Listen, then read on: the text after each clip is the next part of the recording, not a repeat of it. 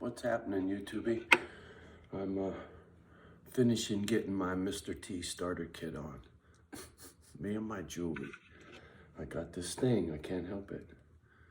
Mom had it, she was into it. Bikers are into jewelry. It just, either you get it or you don't. My brother Paul, rest in peace, he hated jewelry. He couldn't stand that I like wearing jewelry. He's like, oh, that shit irritates me just to watch, to see it on your fingers. It bugs me. Oh, my baby brother. Anyway. Where should I start? Man, let me start with what I saw on Instagram this morning. I saw this. Maybe that's a little better. I don't know. What's with the fucking light? Fuck, I don't know. You tell me. Anyway, I saw this post on Instagram, and it was Archie Bunker and Edith Bunker as little kids in a photo with the background from, what was the name of the show? All in the Family. Now, if you're not familiar with All in the Family, you're probably 25 years old or younger. Maybe even 35 or younger. What the fuck do I know?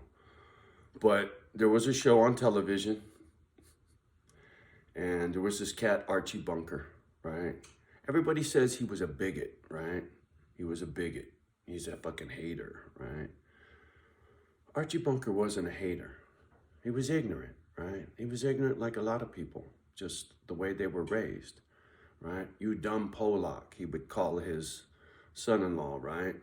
You black folk this, you Asian folk that, right? But he didn't hate people, right? He didn't hate them. He was just ignorant, right? He was insulting because he was ignorant, right? And he had this sweet wife who would try to check him and learn him, right? I thought it was a cute show because it was real to me, you know?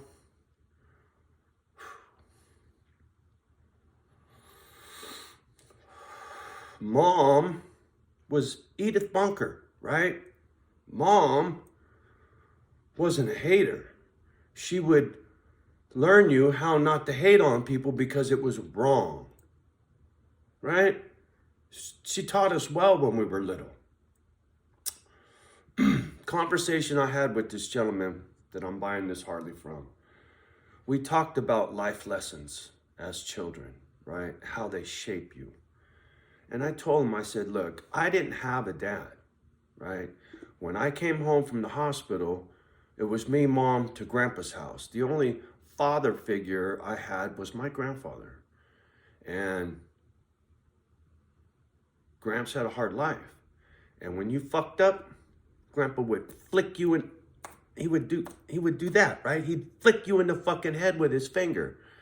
And I'm talking when I was 3, 4, 5 years old, right? Little toddler fucking kid fucking around in his house, right? Here his daughter has a kid, no old man to take care of the kid, so Gramps is left being daddy, right? Not exactly what he signed up for, Grandpa. You feel me?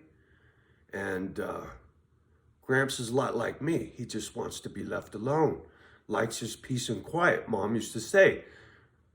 Grandpa don't want no noise while he's watching Lawrence Welk.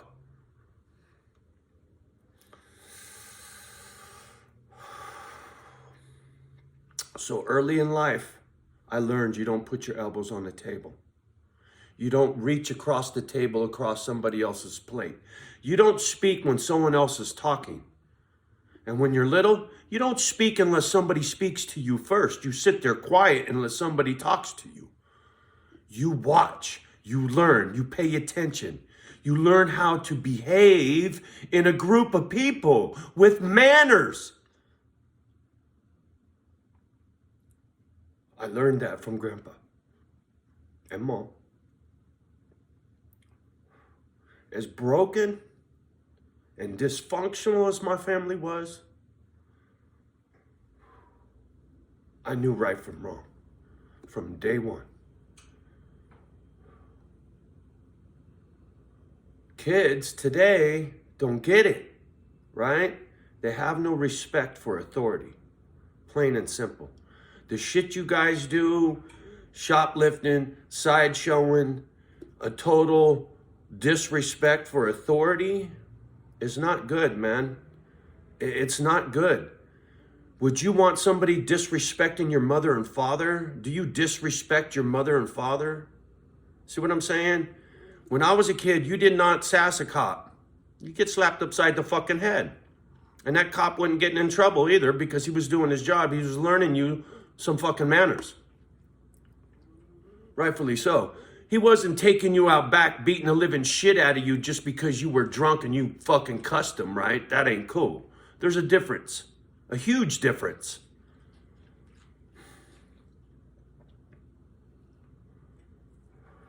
There is no respect for authority.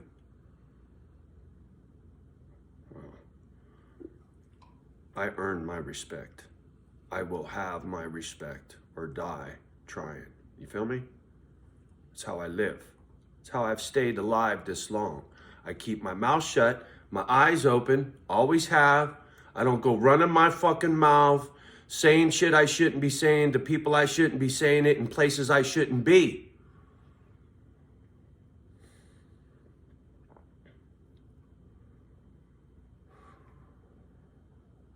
Learn some respect for each other.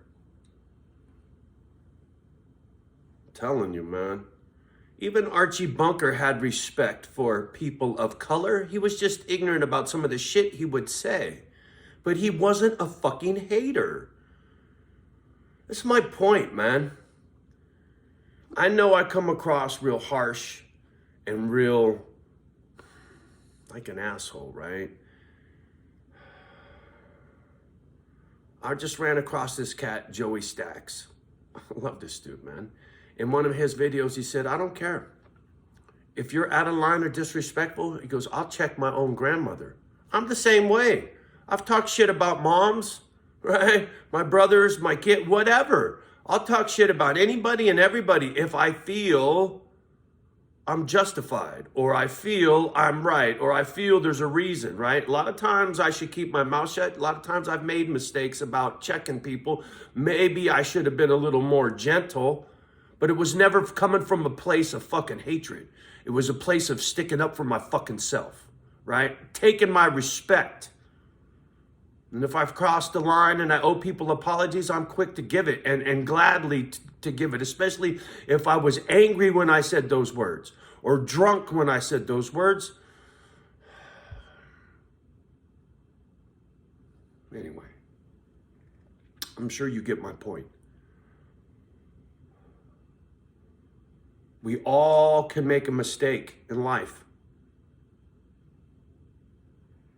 But you got to learn from it. And you got to change your behavior, you know? If you were dissing people yesterday, don't do that tomorrow, right? Mean mugging somebody just because you're doing it before they get a chance to do it to you, don't do that, right?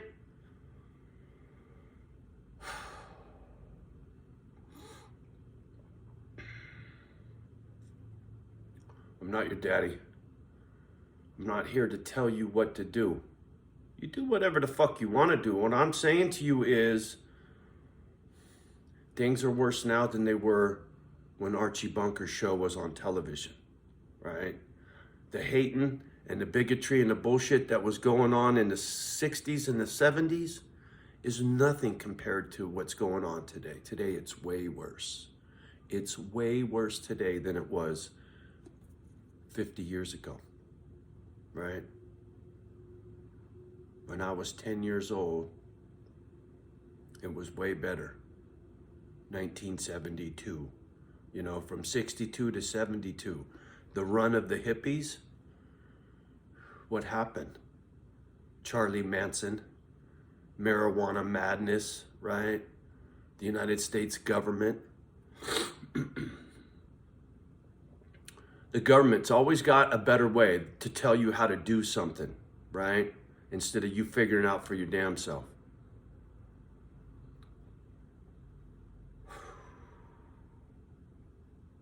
Anyway,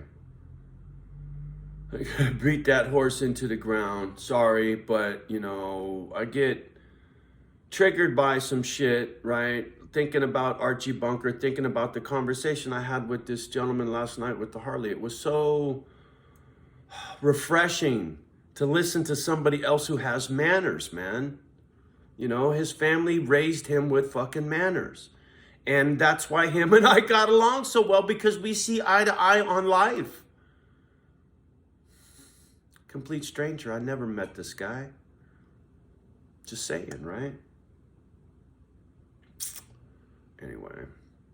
Oh, and if you hadn't noticed, if you were looking at my baubles going, what the fuck is that around his neck?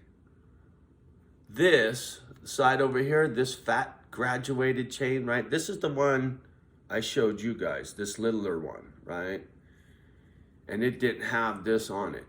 This came on this big fat one, but it came from the same place and it was jammed in customs for fucking ever, man. They didn't want to fucking cut it loose because it came from England.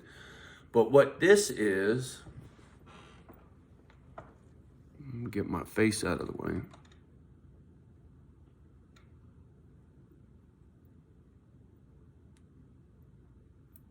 It's a Freemason watch fob doohickey.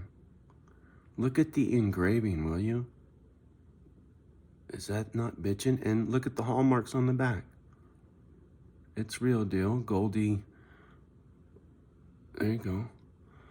So this chain and this little chingadera was in some dude's, in his fancy schmancy rich person Mason vest, and he'd pull his pocket watch and he'd grab his little Mason little fucking, right? So some Mason had this little chingadera right next to his heart, his pocket watch. You know, right here is your heart, homie, right? It's hanging on your, right there, right? So this has got a little spirit to it. Hopefully homie was good, people. Thing about the Mason thing, I tried to do it. Listen, I don't give a, there's haters everywhere. I got hated on by the Masons because of my tattoos. They said, you can't join Frisco Lodge. You go over to Pacifica, homie. You're white trash. You go with those guys over there. You can't be with us. Fuck you. So guess what? I just wear some gold Mason bauble shit instead. How about that? And tell my Mason story. Hater. Right? So, you know, the Masons' rap is, to be one, you must ask one. And their whole deal is to take a good man and make him better. And their belief in God, they just call him the great architect, right? The Masons don't pick a denomination that they play with, right? You can be a Jew, you can be a Christian, you can be a Muslim, you can be whatever the fuck you want to be and be a Freemason, right? But the whole deal is to be a better man and to help other men be better men and be part of your society. And the message is a solid thing. The thing is, practice what you preach, motherfucker. Just saying. Because I'll call you out, just like mom, right?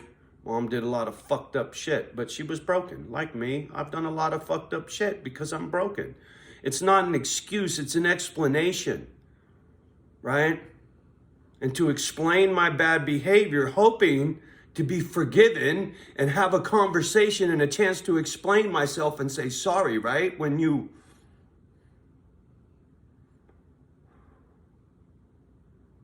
slip, right?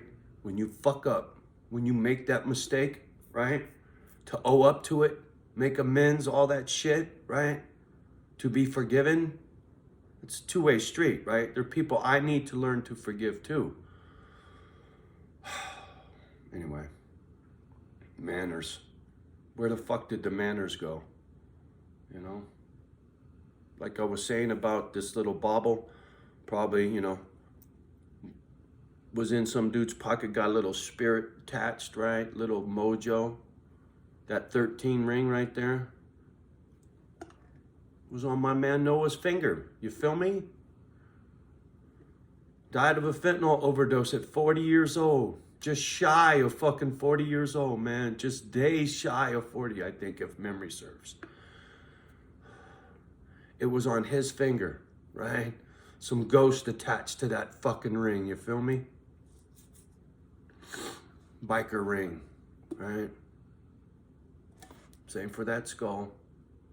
Joey, Facebook Joey.